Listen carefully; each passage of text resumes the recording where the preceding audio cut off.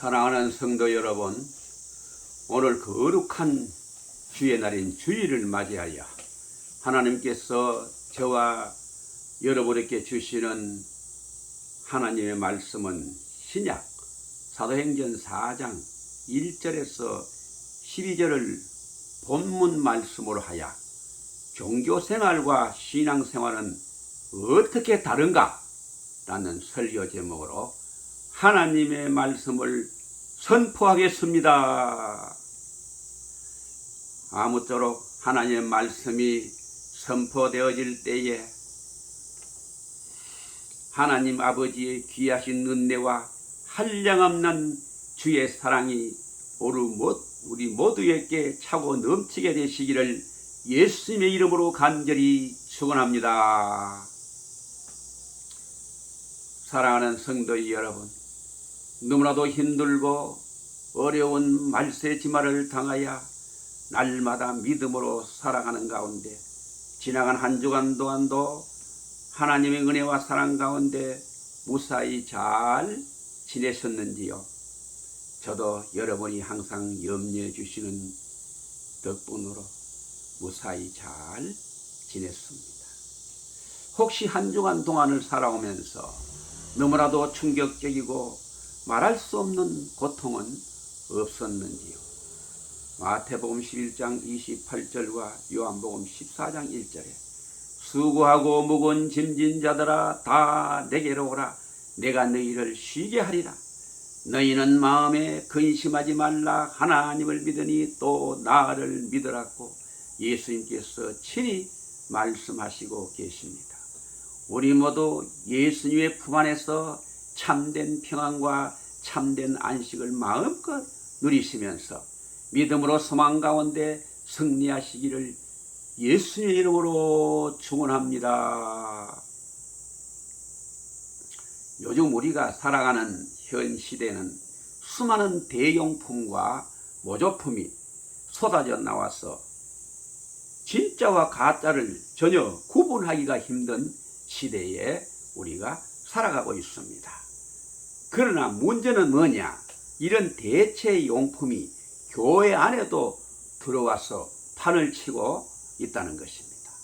그럼 기독교가 창시된 초기에만 해도 교회에 모인 사람들은 그냥 믿음으로 단순했습니다. 모두가 신앙생활 하기 위해서 모였고 복음이 정말 분명하고 뚜렷했고 모두 다 구원받은 그런 사람들이었습니다. 교회에 나오는 것 자체가 굉장한 핍박을 감수했기 때문에 구원받지 않고 교회에 모여들 수가 없었던 것입니다. 그러나 지금 우리들의 신앙생활에는 대체 용품이 많아졌다는 것입니다. 교회는 출석하지만은 주님과는 전혀 상관없는 사람이 많아지고 있습니다. 하나님의 이름을 내걸고 교회를 세웁니다. 그러나 큰 건물을 자랑하는 교회 속으로 실제로 들어가 보면 사람의 논리가 진리를 대체하고 있습니다. 얄팍한 술수와 인간의 능력이 하나님의 능력을 대신하고 있습니다. 정신통일의 믿음을 대체하고 있고 나의 요구가 기도를 대체하고 있습니다. 나의 열심이 하나님의 뜻을 대체하고 있는 것이 오늘의 현실입니다. 오직 성령의 능력으로만 가능한 신앙생활을 딱딱한 종교생활이 대체하고 있습니다. 기독교의 가장 큰 적은 여러분 종교입니다. 놀라실지 모르지만 이것은 사실입니다.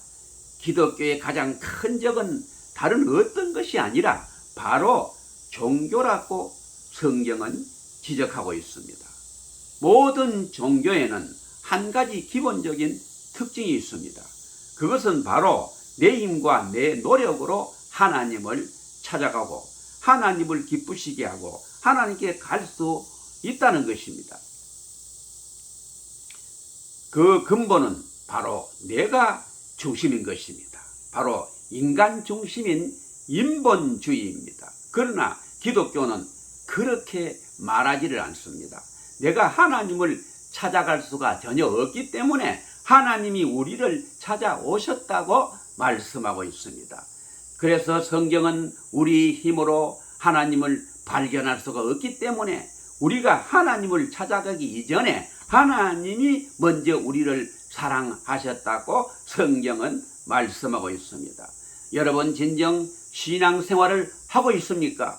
아니면 교회에 나오긴 하지만 종교생활을 하고 있습니까? 우리가 물어야 할 심각한 질문입니다. 오늘 본문을 통해 하나님은 이 질문을 계속 던지고 계십니다. 본문 사도행전 4장 1절로 12절까지는 종교생활과 신앙생활의 특징을 몇 가지로 잘 가르쳐주고 있는 것입니다. 이제 종교생활의 특징에 대해서 하나님의 말씀을 선포하겠습니다.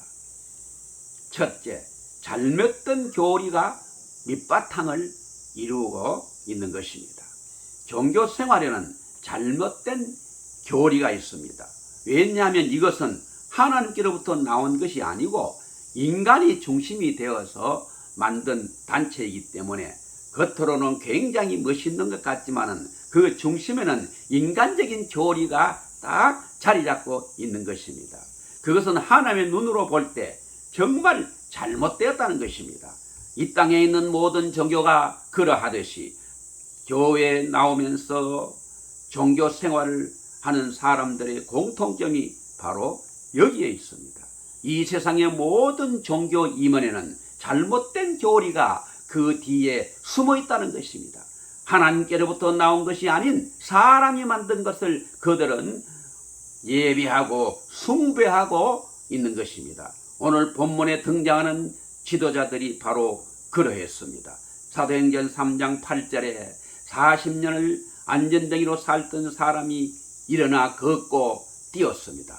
그러나 놀랍고 얼마나 기쁜 일입니까? 그러나 여기 있는 지도자들은 그들의 기쁨은 조금도 고려하지를 않고 있습니다. 안전뱅이를 바라볼 때마다 그들은 잘못된 교리가 바라보았기 때문입니다. 그 증거를 제자들의 질문에서도 알 수 있습니다. 그 당시 잘못된 교리를 이렇게 표현합니다. 요한복음 9장 1절로 3절에 태어날 때부터 소경인 사람이 있었습니다. 예수님께서 이 사람의 소경된 것이 누구의 죄 때문입니까? 본인의 죄 때문입니까? 아니면 부모의 죄 때문입니까? 하고 묻습니다.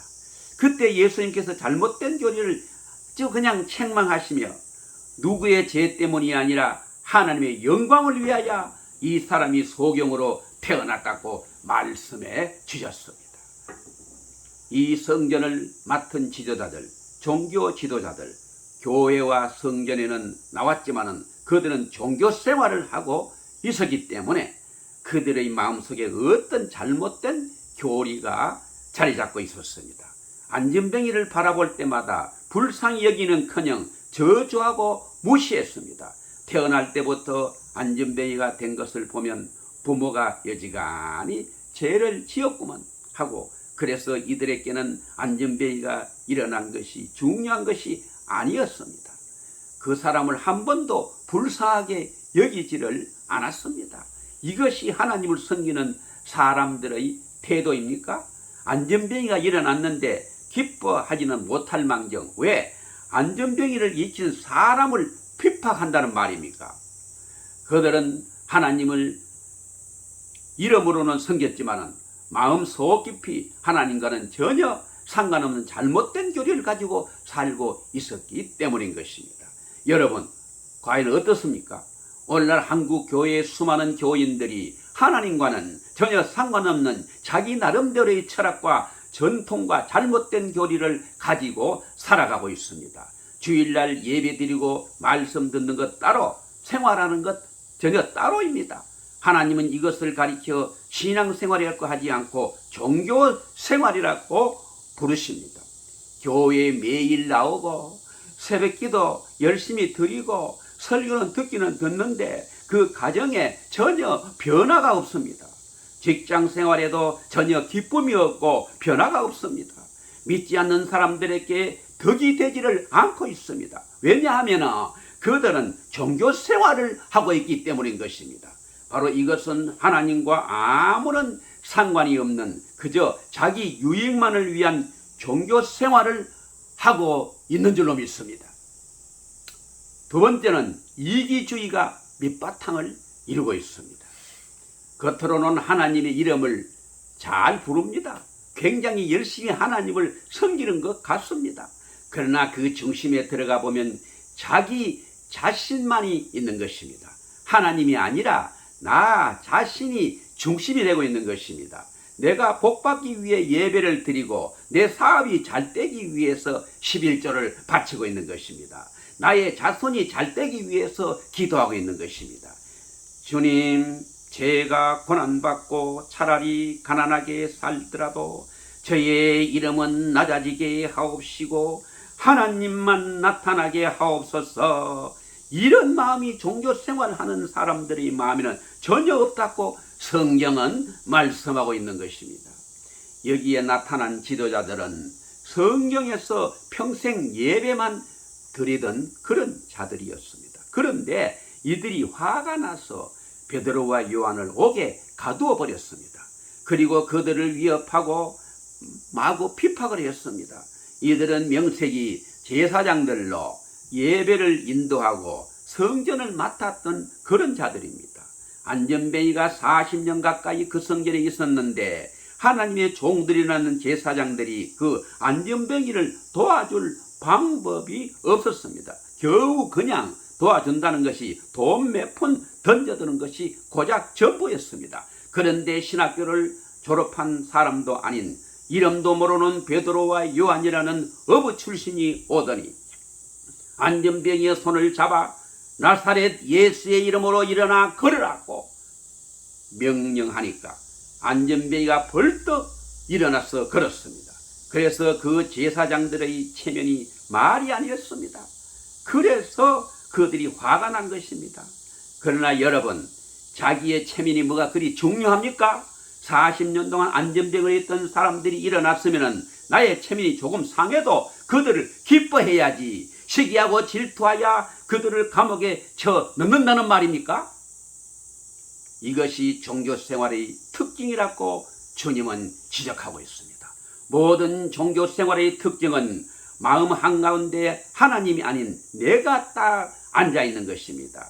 그 당시 대제사장들이 그러했다고 성경은 말씀하고 있습니다. 성전 맡은 자들이 그러했다고 말씀하고 있습니다. 교회 지도자들이 이런 일을 행했다고 성경은 말씀하고 있는 것입니다. 하물며 저와 여러분이겠습니까?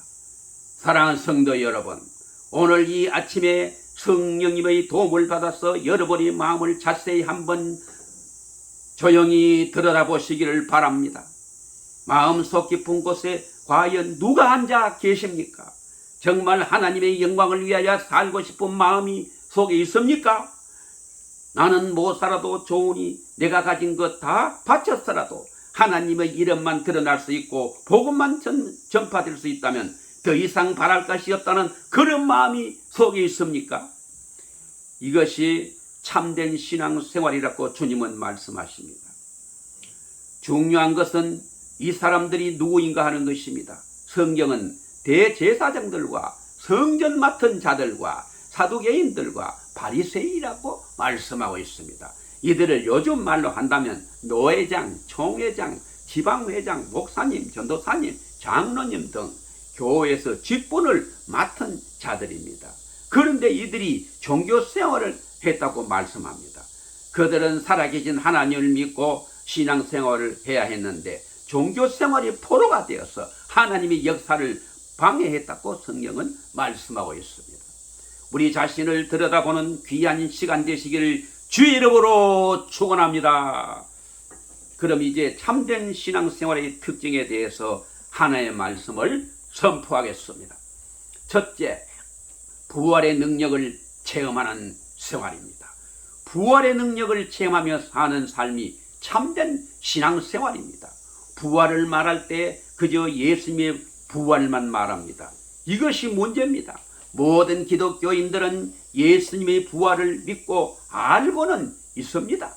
그러나 문제는 자기와 연관시키지를 않는다는 데 있는 것입니다. 물론 예수님의 부활을 굉장히 놀라운 일입니다. 왜냐하면 이 지구상에서 부활하신 이는 오직 예수 그리스도 외에는 아무도 없기 때문입니다. 그렇다면 한 가지 의문이 생기지 않습니까?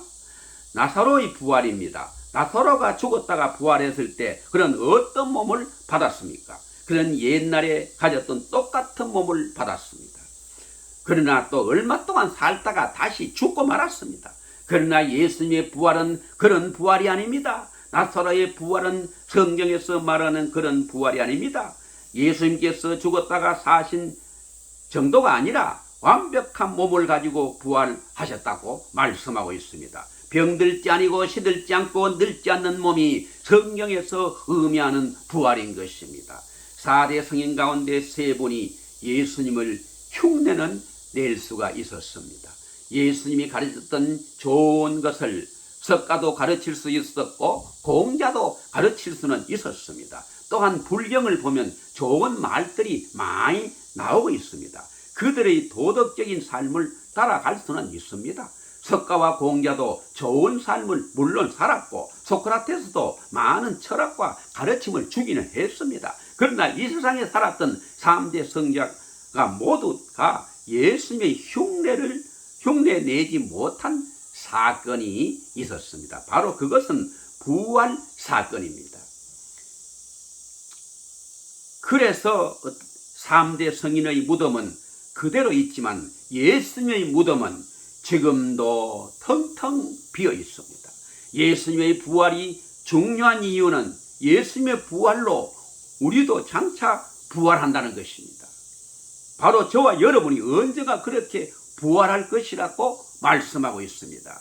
고린도전서 15장 부활장의 가르침입니다. 어느 정도 신앙생활한 사람들은 여기까지만은 그래도 알고 있습니다. 예수님이 부활하신 것을 믿고는 있습니다. 당신이 부활하실 것을 믿습니다. 아멘. 제가 앞으로 부활할 것도 믿습니다. 아멘. 그런데 문제는 많은 성도들이 여기에서 멈춰 버리고 마는 것입니다. 예수님의 과거의 부활을 믿고 다가올 미래의 부활도 믿습니다. 그러나 오늘날 신자들의 문제는 현재의 부활이 빠져 있다는 것입니다. 사도행전 4장 1절로 2절을 보면 사도들이 백성에게 말할 때에 대제사장님과 성경 맡은 자와 사두개인들이 이르러 예수 안에 죽은 자의 부활이 있다고 백성을 가르치고 전함을 싫어하여 라고 했고, 사도행전 4장 9절로 10절에 보면 만일 병자에게 행한 착한 일에 대하여 이 사람이 어떻게 구원을 받았느냐고 오늘 우리에게 질문하는 너희와 모든 이스라엘 백성들은 알라. 너희가 십자가에 못 박고 하나님이 죽은 자 가운데서 살리신 나사렛 예수 그의 이름으로 이 사람이 건강하게 되어 너희 앞에 섰느니라고 담대하고 말하고 있습니다. 이것이 바로 현재의 부활을 말씀하고 있는 것입니다. 과거에 예수님이 부활하신 것을 베드로는 알았습니다. 왜냐하면 부활하신 예수님을 만났기 때문입니다.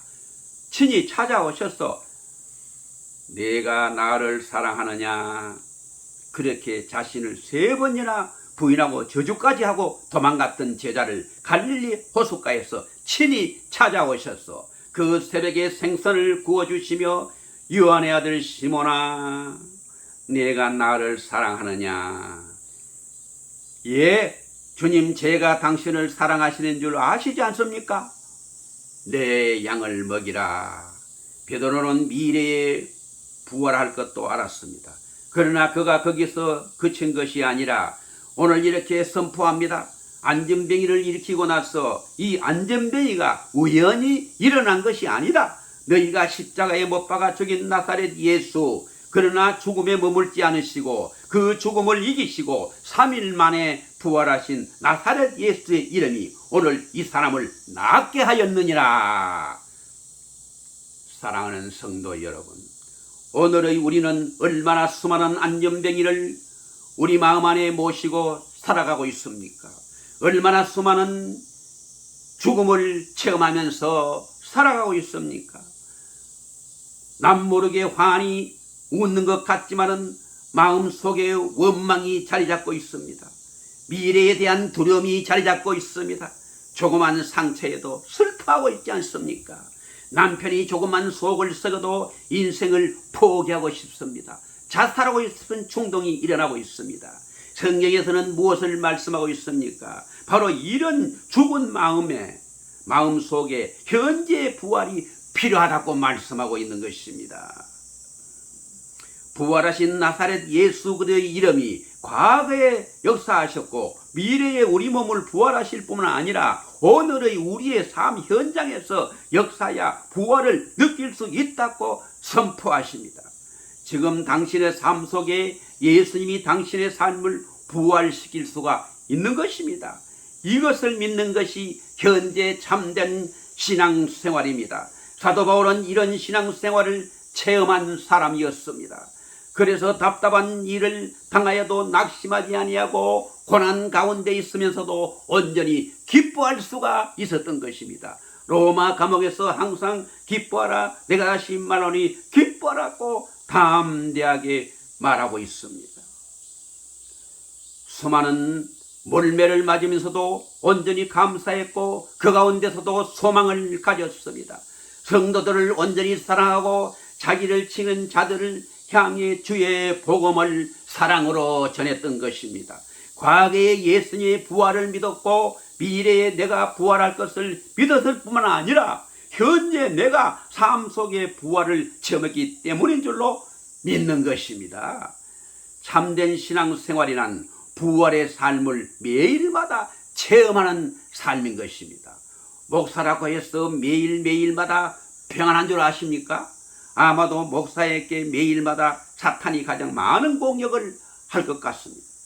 때로는 열등감에 사로잡히기도 하고 이렇게 힘있게 설교하고 나서도 월요일에 풀이 죽어서 하나님 나를 차라리 지금 데려가 주십시오 고백할 때도 있을 것입니다. 그래서 참된 생활이란 부활의 삶을 매일마다 체험하는 것입니다. 목사라고 해서 그냥 편안한 거 아닙니다. 때로는 열등감에 사로잡히기도 하고 이렇게 힘차게 설교하고 나서도 월요일에 풀을 쥐고 나를 차라리 주님 데려가 주십시오 고백할 때도 또한 있을 것입니다. 어떤 때는 아무 이유도 없이 낙심될 때도 있을 것입니다. 그러나 그 다음날 또 다른 체험을 합니다. 주님께서 나를 소생시켜 주시는 체험을 하는 것입니다. 하나님이 나를 일으켜 주시는 것입니다. 오늘 여러분은 왜 교회에 와서 앉아만 계십니까? 혹시 매일 반복되는 종교 생활을 하고 있는 것은 혹시 아닙니까? 우리 모두 종교 생활을 온전히 청산하고 참된 신앙 생활하시기를 예수님의 이름으로 다시 한번 축원합니다. 부활의 능력을 체험합시다. 오늘 여러분이 원한다면 하나님께 병을 고쳐주실 수도 있습니다. 누구도 해결할 수 없는 부부관계, 또 누구도 다스릴 수 없는 자녀 문제를 하나님은 당장 해결해 주실 수도 있습니다. 누구도 구제할 수 없는 여러분의 사업을 하나님은 당장 일으켜 주시고 마른 뼈들로 군대를 일으킨 하나님께서 여러분 가운데도 간섭하시고 역사해 주실 줄로 믿습니다. 우리 모두 살아나야 합니다. 우리 다시 부활해야 합니다. 원망하고 미워하는 마음 가운데서 주님께 부활을 구하십시오. 낙심과 쾌락만 쫓아가는 삶에서 부활을 구해 보십시오. 종교 생활을 내 힘으로 하는 것입니다. 그러나 신앙생활은 내 힘으로 하는 것이 절대 아닙니다. 내가 주님 앞에 부활을 믿으며 정말 열심으로 믿고 간구할 때에 하나님께서는 내가 할 수 없는 그런 마음 상태에서도 내가 도저히 어찌할 수 없는 그런 환경에서도 우리를 현재도 부활시켜 주실 줄로 믿습니다. 두 번째는 예수님을 삶의 기초로 하는 생활입니다. 사도행전 4장 11절에 보면 이 예수는 너희 건축자들의 버린 돌로서 집 모퉁이의 머릿돌이 되었느니라고 했는데, 이 말씀은 시편 118편 22절을 인용했습니다. 또 시편 118편 24절을 보면 이날은 여호와께서 정하신 것이라 이날에 우리가 즐거워하고 기뻐하리로다 라고 했는데, 이날은 바로 예수님이 부활하신 날입니다.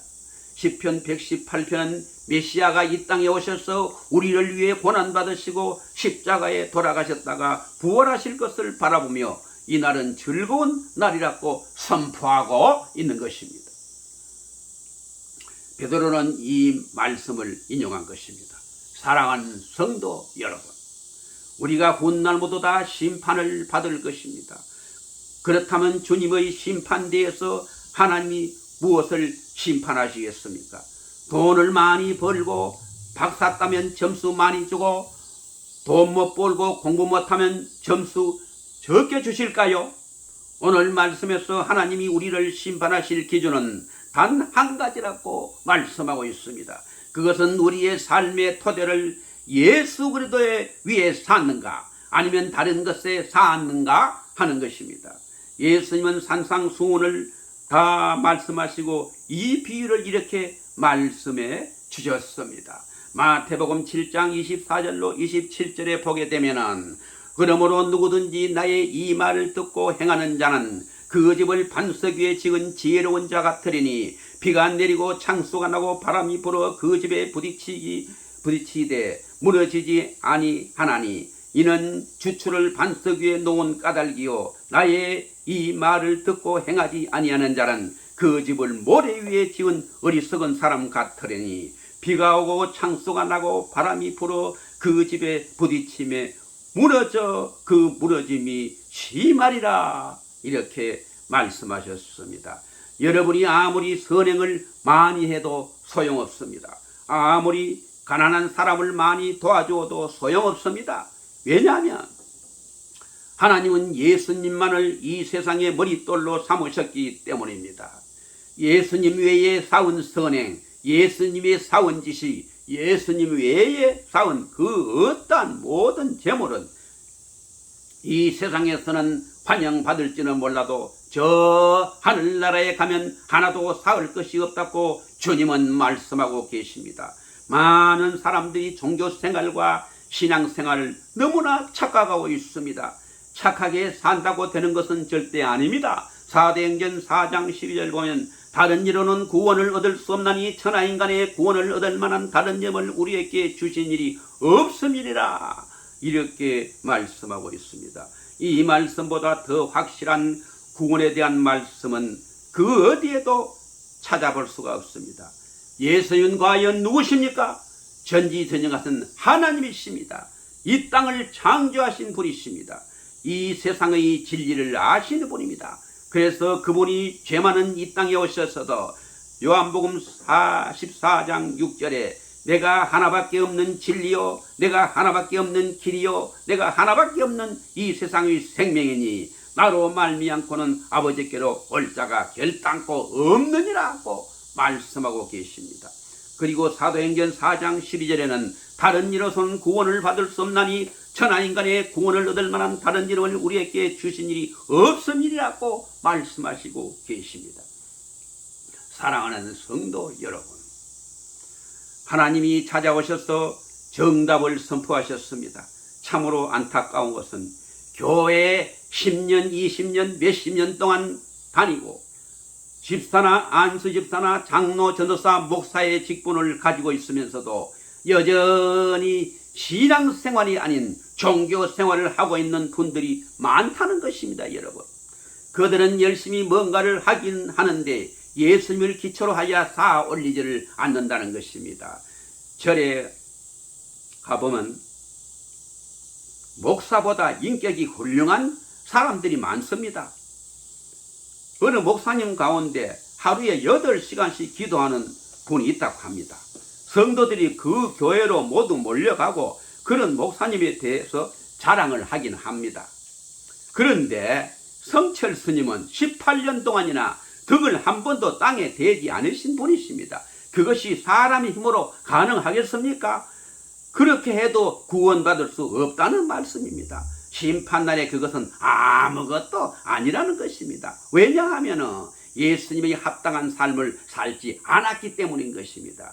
사랑하는 성도 여러분, 자신의 삶을 조용히 한번 뒤돌아보시기를 바랍니다. 내가 과연 내 생각과 내 지식과 내 상식을 따라 믿고 있었는가? 내 유익을 따라 믿고 있었는가? 아니면 높고 높은 하늘 보좌를 보시고 낮고 천한 저만한 이 땅에 찾아오신 예수 그리스도 바로 반석이신 그분을 위해 내 인생을 지었는가? 다시 한번 생각해 보시기를 바랍니다. 부활하신 주님을 체험하고 이 땅에 찾아오신 구원자 예수 그대로 말미암아 우리의 삶을 통해서 기초를 놓기 시작했다면 본문 말씀에서는 한 가지 놀라운 일을 보장하고 있습니다. 바로 그것은 예수 그리스도를 위한 변화 있는 새로운 피조물의 삶을 산다는 것입니다. 사랑하는 성도 여러분, 종교 생활은 항상 고정되어 불변하여 그 한계를 벗어나지 못하지만 기독교 신앙생활은 언제나 날마다 새롭게 변화하는 삶인 것입니다. 작년과 올해가 다르고 지난달과 이번 달이 다르고 어제와 오늘이 달라진다고 말씀하고 있습니다. 사도행전 4장 8절에 보면 이에 베드로가 성령이 충만하여 이르되 백성의 관리와 장로들아 라고 이렇게 담대히 말했고, 사도행전 4장 18절로 19절에 보면 그들을 불러 경고하여 도무지 예수의 이름을 말하지도 말고 가르치도 말라 하니 베드로와 요한이 대답하여 이르되 하나님 앞에서 너희 말을 듣는 것이 하나님의 말을 듣는 것보다 옳은가 판단하라고 이렇게 담대하게 겁없이 말했습니다. 옛날에 예수님을 3번이나 부인하고 저주했던 베드로가 이렇게 완전히 새롭게 변화되었던 것입니다. 우리가 예수를 믿는다는 것은 날마다 새롭게 계속해서 변화되는 것입니다.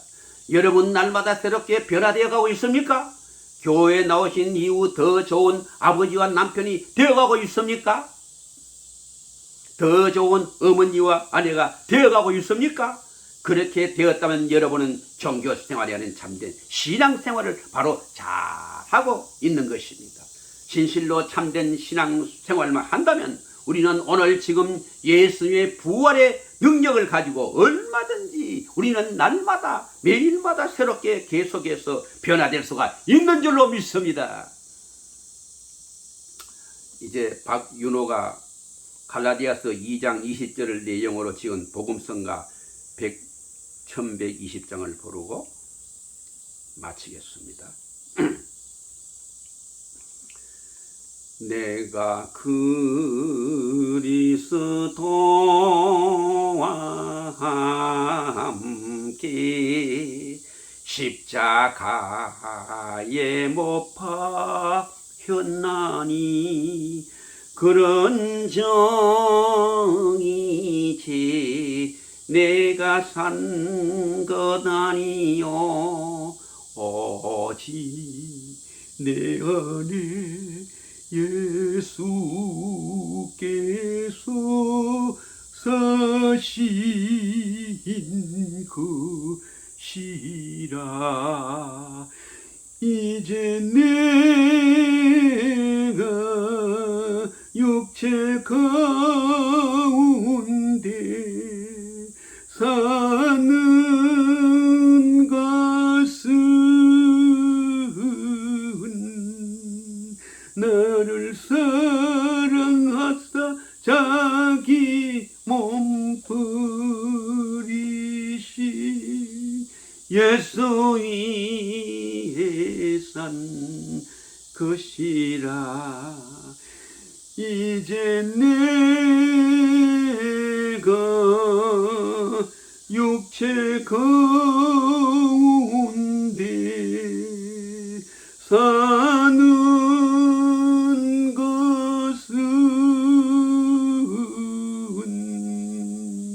나를 사랑하사 자기 몸 버리신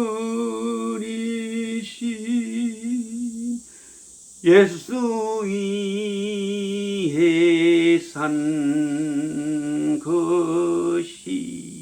것이라. 아멘. 이제 마지막으로 사랑하는 성도 여러분, 오늘 우리의 장래에 남은 생애를 종교 생활하는 자가 아니라 지금도 살아 역사하시는 하나님을 날마다 순간마다 체험하는 참된 신앙생활하는 자가 다 되어 날마다 기쁨으로 소망 가운데 승리하게 되시기를 지금도 살아계신 우리 주 예수 그대 이름으로 간절히 축원을 드립니다. 아멘. 감사합니다.